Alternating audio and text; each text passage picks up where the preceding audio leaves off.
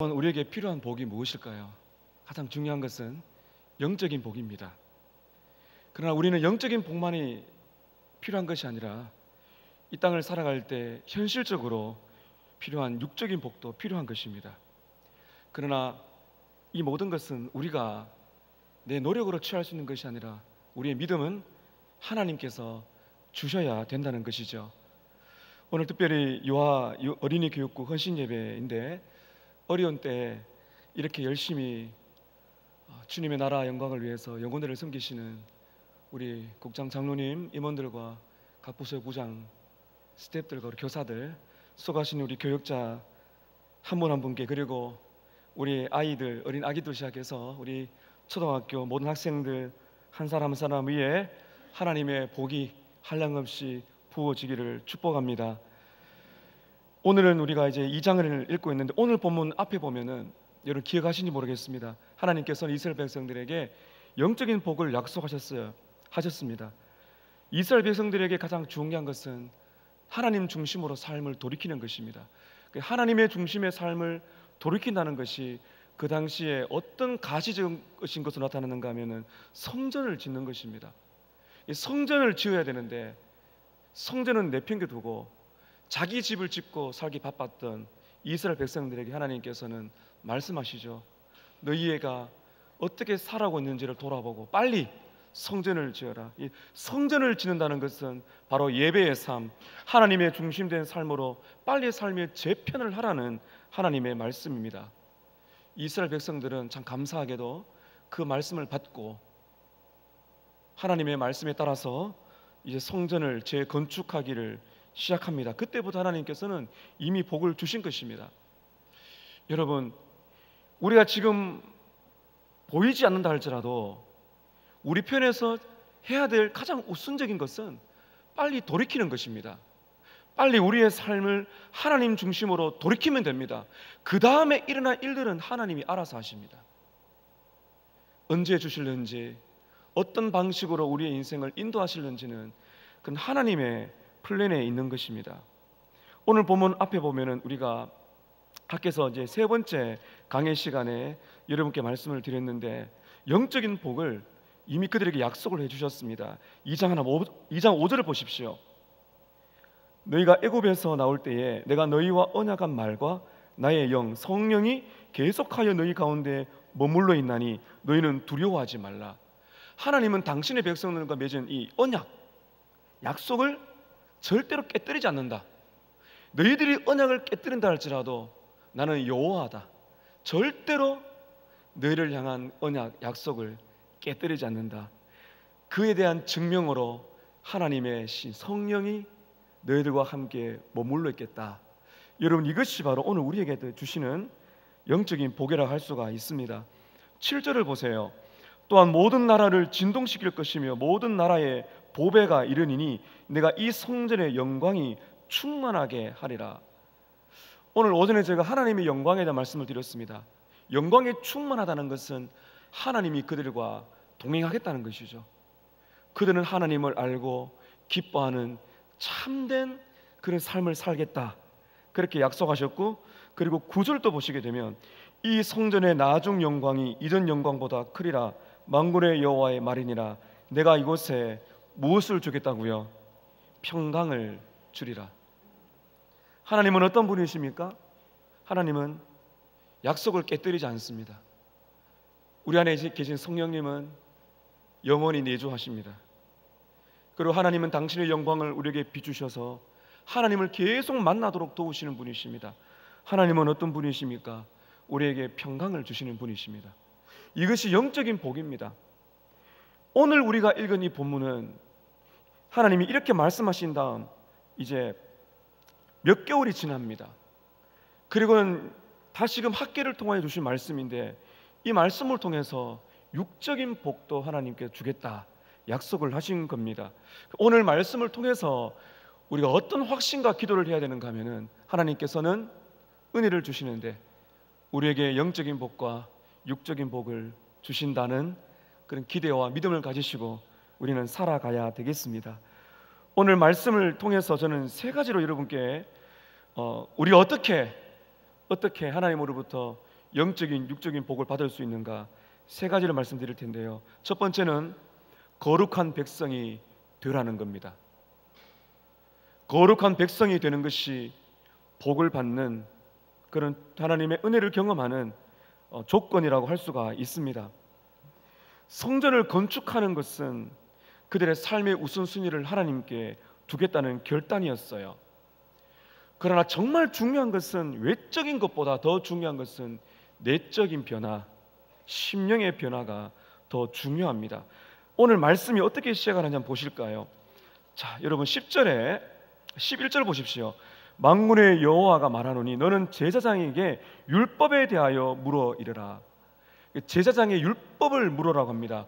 왜 그런가 하면 율법에 이 거룩한 백성으로 살아가는 것이 얼마나 중요하며 거룩을 지켜내는 것이 얼마나 어려운지를 우리에게 또 말씀해 주기 때문입니다. 자, 11절 12절을 보십시다. 사람이 옷자락에 거룩한 고기를 쌓는데 그 옷자락이 만일 떡에나 국에나 포도주에나 기름에나 다른 음식물에 닿았으면 그것이 성물이 되겠느냐 하라. 학개가 물으매 제사장들이 대답하여 이르되 아니니라. 옷자락에 거룩한 고기를 쌓는데 거기에 뭐 국이나 포도주나 기름이나 다른 음식물이 닿으면 그것이 거룩한 물건이 되겠느냐? 아니라는 것입니다. 그 다음에 주님이 이렇게 말씀하시죠. 14절에 우리 14절 함께 읽습니다. 시작. 이 학개가 대답하여 이르되 여호와의 말씀에 내 앞에서 이 백성이 그러하고 이 나라가 그러하고 그들의 손의 모든 일도 그러하고 그들이 거기에서 드리는 것도 부정하니라. 죄송합니다. 13절입니다. 13절 14절 연결해서 다시 읽습니다. 시작. 학개가 이르되 시체를 만져서 부정하여진 자가 만일 그것들 가운데 하나를 만지면 그것이 부정하겠느냐 하니 제사장들이 대답하여 이르되 부정하리라 하더라. 됐습니다. 조금 후에 우리 14절을 읽겠습니다. 여러분 무슨 말입니까? 거룩한 물건이 있는데 이 거룩한 물건과 다른 것이 닿으면 이것이 거룩해지겠느냐? 아니라는 것이죠. 그러면 주님이 무슨 말씀하셨습니까? 13절에 시체를 만지는 모든 것은 부정해지겠느냐? 부정해진다는 겁니다. 이것은 민수기 19장 22절에 나오는 것인데 쉽게 말하면 이런 것입니다. 그 당시 하나님께서는 이스라엘 백성들에게 거룩한 것과 부정한 것을 말씀하셨어요. 시체를 만지면 부정해집니다. 이 부정한 것은 전염력이 강하다는 것을 말씀합니다. 거룩한 것보다도 더러운 것이 더 쉽게 퍼진다는 겁니다.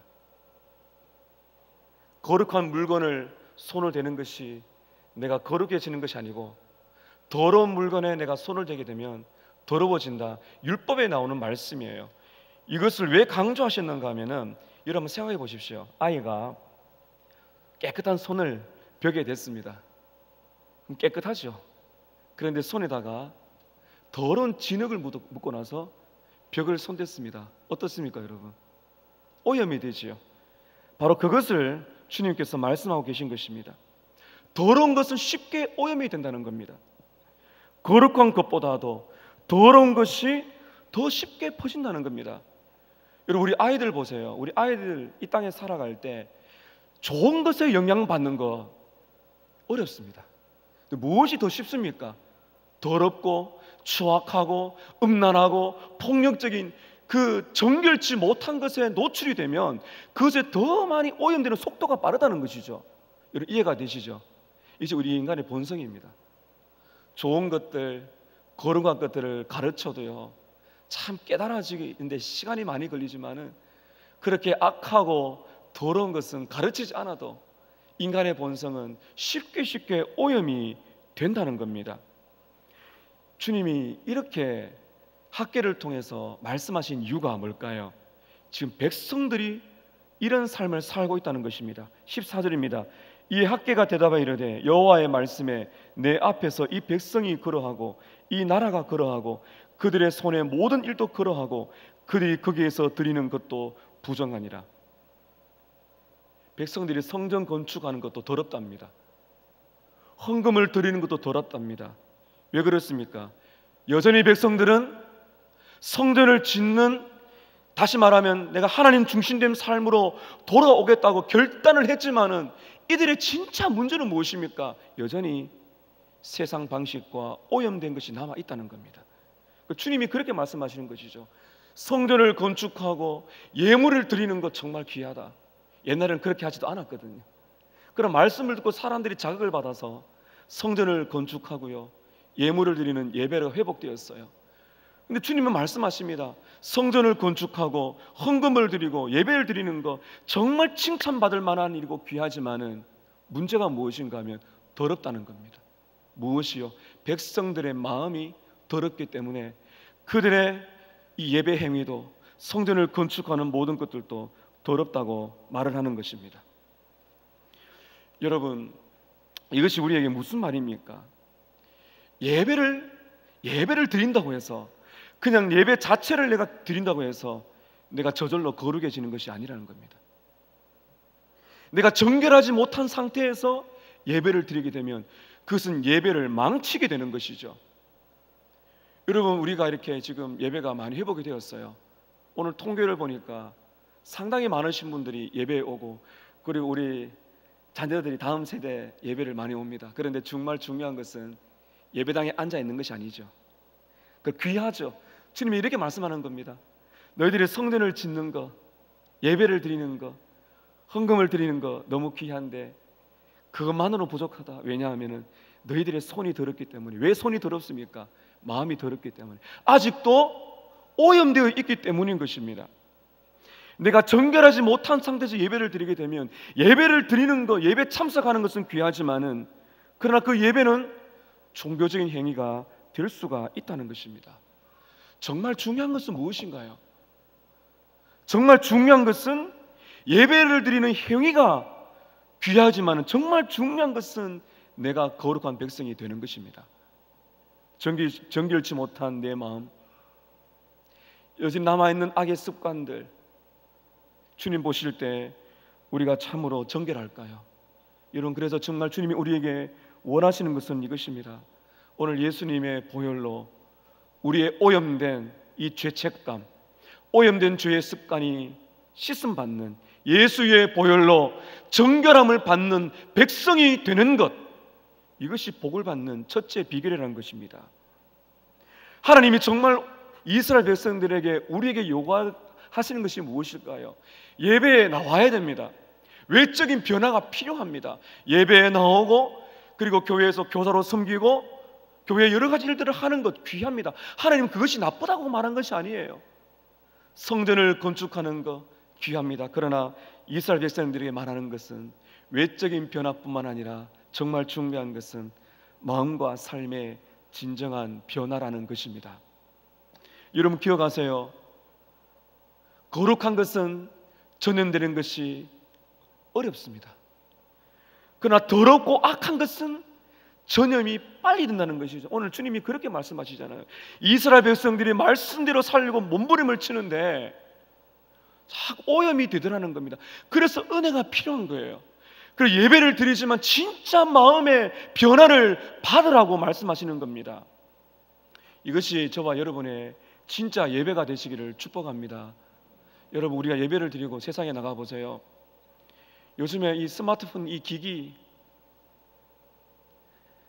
우리가 보고 듣는 것 참 민망할 때 많습니다.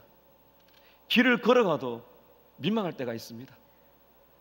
이게 점점점 선정적이게 되고 부끄러움이 없는 참 이 시대에 우리가 살고 있습니다. 길을 걸어가면서 죄를 지어요. 오염의 속도가 너무 빨라요. 하나님의 은혜가 아니면 여러분, 우리는요 정말 엄청나게 타락할 겁니다. 오늘 주님이 우리에게 말씀하신 건 이것이죠. 계속 거룩한 백성 되기를 소망하라. 예수의 피로 오염을 씻어내라. 그래야 하나님의 영적인 육적인 복이 임할 것이다. 이렇게 말씀하고 계신 것입니다. 오늘 우리 유아부 어린이 교육부 헌신 예배인데 우리 선생님들의 수고가 헛되지 아니하고 오염을 씻어내는 참 놀라운 역사가 일어나는 부서 예배가 되시기를 축복합니다. 그래야 아이들이 살고 우리가 사는 것이죠. 오늘 말씀 두 번째는, 복을 받는 두 번째 비결은 자기 성찰을 잘하는 겁니다. 내가 과거에 어떤 삶을 살았는가를 잘 돌아보는 것이 복을 받는 두 번째 비결이라고 오늘 말씀을 하고 있습니다. 15절에서 17절을 한번 보십시오. 15절에 보면은 성전을 건축, 성전 재건을 하기 그 전의 삶을 주님께서 돌아보라고 이렇게 말씀하십니다. 15절, 이제 원하건대 너희는 오늘부터 이전 곧 여호와의 전에 돌이 도리에 놓이지 아니하였던 때를 기억하라. 다시 한번 너희들의 마음대로 살아갔던 그때, 성전을 재건하니 그때, 다시 한번 말씀으로 돌아오기 전에 과거의 죄악된 삶을 한번 돌아봐라. 그때 너희들이 어떤 열매를 맺었는가를 돌아보라고 이렇게 주님이 말씀하시는 것이죠. 어떤 일이 일어났습니까? 16절, 17절에 보게 되면 16절에 보게 되면 이 말씀하시죠. 그때의 단위가 참 생소하죠. 그때 20고루 곡식더미에 이른즉 10고루 반입니다. 포도주 틀에 50고루를 기르러 갔는데 20고루뿐이라. 이 반도 안 되죠. 여러분, 농작물 수확이 반 아래로 떨어졌다고 말하고 있습니다. 그리고 병충해가 많고 우박이 내렸다고 말하고 있죠. 17절입니다. 만군의 여호와가 말하노라 내가 너희 손으로 지은 모든 일에 곡식을 마르게 하는 재앙과 깐부기 재앙과 우박으로 쳤다. 하나님의 말씀을 떠나서 살아갈 때 너희들이 과거에 어떤 열매를 맺었는지 보라. 그런데 진짜 문제는 여러분 무엇인가 하면요, 17절 끝을 보세요. 그렇게 하나님께서 이렇게 농작물 피해와 수확이 떨어지는 여러 가지 많은 어려움을 줄 때 이건 신호거든요. 하나님께로 돌아오는 신호입니다. 그런데 문제는 무엇입니까? 17절 끝을 보세요. 그러나 너희가 내게로 돌이키지 아니하였다. 영적으로 육적으로 피폐한 삶을 살았다고 말씀하고 계신 것입니다. 하나님께서는 이스라엘 백성들에게 왜 이 말씀하실까요? 과거의 기억을 끄집어내어서 그들의 마음을 고통을 주려 하실까요? 여러분, 그렇지 않습니다. 이것은 하나님의 은혜의 작업입니다. 이것은 은혜의 자기 성찰이라 그럽니다. 여러분, 자기 성찰을 잘 하셔야 됩니다. 자기를 학대해서는 안 돼요. 자기 학대와 자기 성찰은 달라요. 자기 학대는 내가 과거에 이런 죄를 지었지 막 자기를 학대하는 것이죠. 이것은 복음이 아니에요. 복음적인 자기 성찰을 하셔야 됩니다. 내가 과거에 이렇게 인생을 살았구나. 그럼에도 불구하고 하나님이 나를 버리지 않았구나. 여러분, 오늘 여러분께서 과거의 자신의 삶을 한번 돌아보세요. 우리가 얼마나 참 하나님 말씀 어긋나게 인생을 살아왔습니까? 죄악 가운데 살아온 모습이 눈에 여러분 선하죠. 그래서 여기서 주님이 뭐라 말씀하십니까? 너희가 그때도 나에게 돌아오지 않았다. 너희가 그때도 나에게 돌아오지 않았다. 이 말씀의 이면은 뭘까요? 그러나 나는 너희에게 돌아갔다는 것입니다. 그때도 너희가 나에게 돌아오지 않았지만은 그러면 끝을 내야죠. 인간의 계산은 끝입니다. 주님이 지금 뭐라 말씀하세요? 그렇게 너희들이 나를 떠나고 내가 너에게 고난을 주고 돌아오라고 채찍질을 했지만은 그러나 그때도 너희들은 나에게 돌아오지 않았다. 무슨 말씀입니까? 그럼에도 불구하고 나는 너희들을 버리지 않았다. 자기 성찰을 하라는 겁니다. 자기 성찰을 여러분 잘 하셔야 됩니다. 저 같은 목회자는 자기 성찰을 해야 됩니다. 나를 잘 알아야 됩니다. 이 착각에 빠질 수가 있어요. 성도들과 사랑을 받고 교회가 부흥하고 이 목사가 부패합니다. 내가 과거에 어떤 인생을 살았는가? 내가 여기에 설 만한 자격이 있는 사람인가? 그렇게 생각하면은 정말 부끄러운 죄악이 떠올라집니다. 근데 그것이 나를 학대하는 것이 아니라 나는 그때도 여전히 하나님의 마음을 아프게 했지만은 그럼에도 불구하고 하나님은 은혜를 거둔 적이 없다. 이것이 자기 성찰인 것입니다. 사랑하는 성도 여러분, 그리고 우리 교사 여러분, 여러분이 맡고 있는 영혼들의 자기 성찰을 잘 하도록 하셔야 돼요. 절대로 그들의 과거로 여러분이 오늘 현재를 결정하시면 안 돼요. 우리의 실수는 뭔지 아십니까? 자꾸 그 사람의 과거를 봅니다. 쟤는 옛날에 이런 망난이었어, 이런 인생을 살아서. 그것이 우리의 생각이에요. 절대로 우리는 애들을 그렇게 봐서는 안 돼요. 설사 그렇다 할지라도 하나님은 그를 버리지 않는다는 것이죠.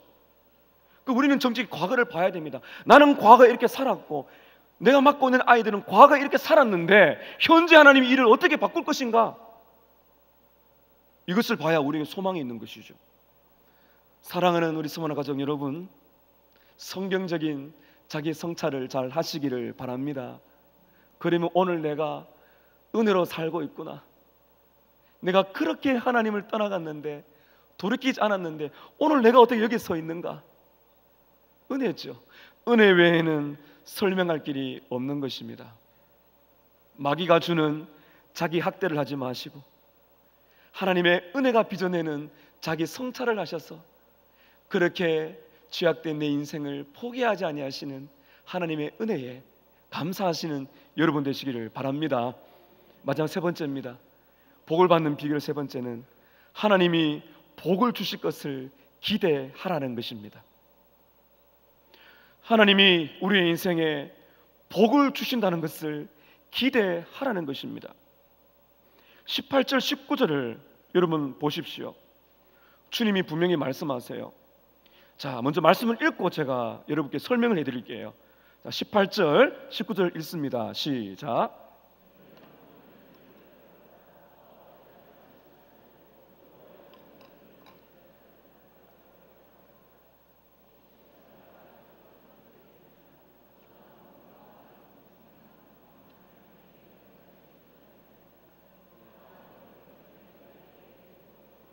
그러나 오늘부터는 내가 너희에게 복을 주리라. 이게 여러분 줄을 좀 끊으셔야 됩니다. 이런 말씀 보십시오. 18절에 보세요.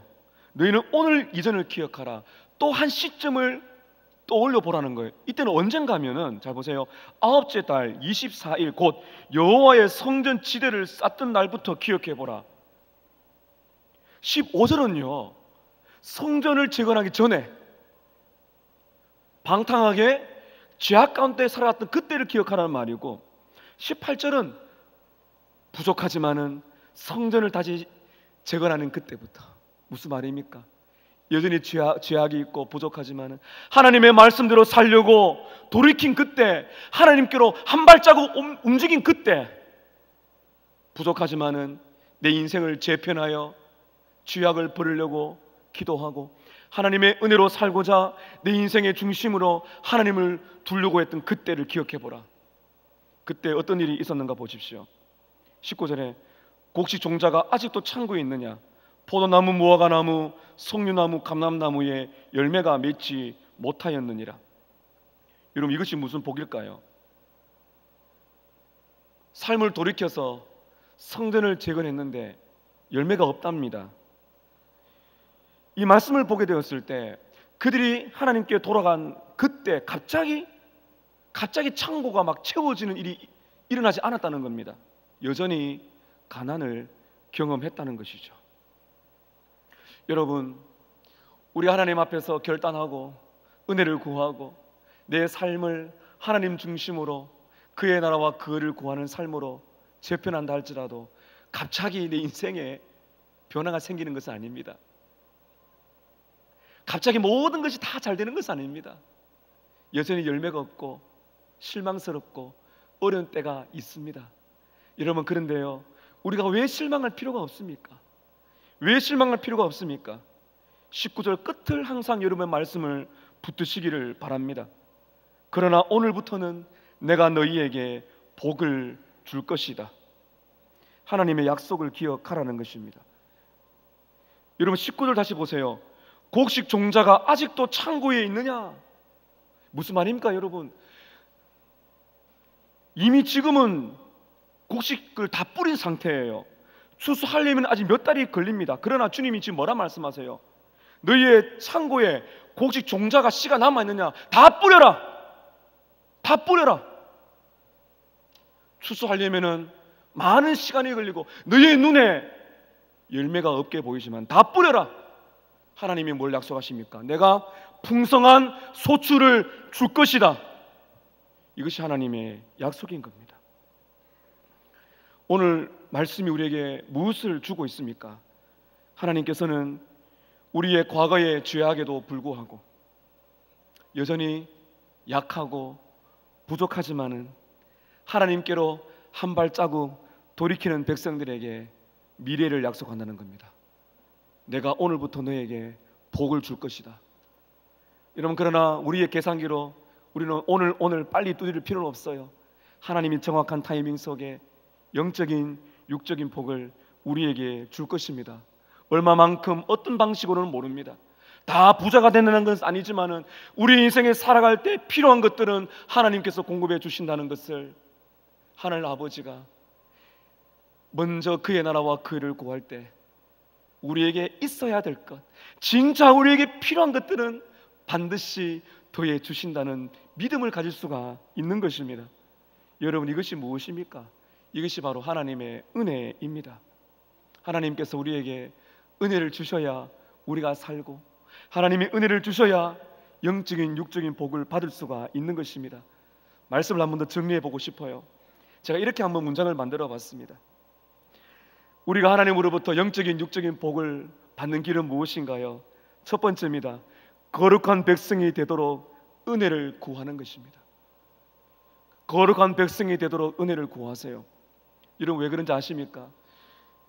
거룩한 백성이 되라고 말씀하시는데요, 내 힘으로는 거룩해질 수가 없거든요. 오염이 너무 잘 됩니다. 나쁜 것은 그렇게 빨리 배웁니다. 여러분, 그래서 우리는 은혜가 필요합니다. 죄가 더한 곳에 은혜가 더하다고 바울이 고백한 것처럼 죄의 속도보다도 은혜의 속도가 빠르게 우리에게 와야 돼요. 죄를 짓는 속도보다도 하나님의 은혜의 속도가 우리에게 와야 된다고 사도 바울이 우리에게 여러분 분명히 말씀해 주고 계신 것입니다. 여러분, 그래서 절대로 여러분께서 포기하지 마시길 바랍니다. 로마서 5장 20절 저를 따라하십시오. 죄가 더한 곳에 은혜가 더욱 넘쳤나니. 다시 로마서 5장 20절 따라하세요. 죄가 더한 곳에 은혜가 더욱 넘쳤나니. 요 구절을 존 파이브 목사님이 이렇게 표현합니다. 죄의 속도보다도 빛의 속도로 은혜가 임한다는 겁니다. 그래야 살아요. 그래야 하나님의 능력으로 거룩해지는 것이죠. 여러분, 아무리 결심을 많이 해보세요. 아무리 잘 가르쳐 보세요. 여러분 자신과 아이들이 거룩해집니까? 그렇지 않습니다. 거룩해지는 것은 하나님의 은혜밖에 없어요. 은혜의 수단이 말씀이고 기도거든요. 죄가 더한 곳에 은혜가 더하더라. 오염되는 속도보다도 하나님의 은혜가 쏟아지는 속도가 빨라야 우리가 거룩해질 수가 있는 것이죠. 그래서 여러분, 우리는 거룩한 백성이 되도록 은혜를 구하시기를 바랍니다. 복을 받는 두 번째 비결은 과거에 얼마나 죄악되게 살았는지 그럼에도 불구하고 나를 버리지 않으신 하나님의 은혜에 감사하는 것입니다. 은혜에 감사하세요. 오늘 여러분이 여기 있다는 것, 오늘 이렇게 목사로, 교사로, 중직자로, 또 맡으신 여러 직분에 성도로 살게 하신 것이 하나님의 은혜란 것을 여러분 감사하시기를 바랍니다. 세 번째입니다. 한 발자국 하나님께로 돌이켰을 때 그것을 귀하게 보시고 미래의 복을 베푸실 하나님의 은혜를 믿고 기대하는 것입니다. 나는 한 발자국 옮겼는데 하나님은 그것을 귀하게 보신다는 겁니다. 오늘 사랑하는 여러분, 하나님 앞에 이 말씀대로 살고자 기도하세요. 하나님, 여러분의 약함을 아세요. 근데 무엇을 하나님이 바라는지 아세요? 여러분의 한 발자국을 내딛는 것입니다. 주님, 제가 이 은혜의 말씀을 받았습니다. 이렇게 살도록 도와주십시오. 그러면 세상에 나가는 것이죠. 이것을 귀하게 보시고 주님이 말씀하십니다. 오늘부터 내가 너희에게 복을 줄 것이다. 여러분의 인생에 필요한 미래는 하나님의 손에 달려 있습니다. 우리 자녀들의 앞길은 하나님의 손에 달려 있습니다. 하나님께서 오늘 특별히 요하 어린이 교육부 여러분의 사역 위에 거룩한 백성을 만드시는 하나님의 복이 임하시기를 축복하고, 함께는 모든 성도들의 삶 속에 하나님의 영적인 육적인 복이 넘치도록 임하시기를 주님의 이름으로 축복합니다. 우리 함께 기도하시겠습니다.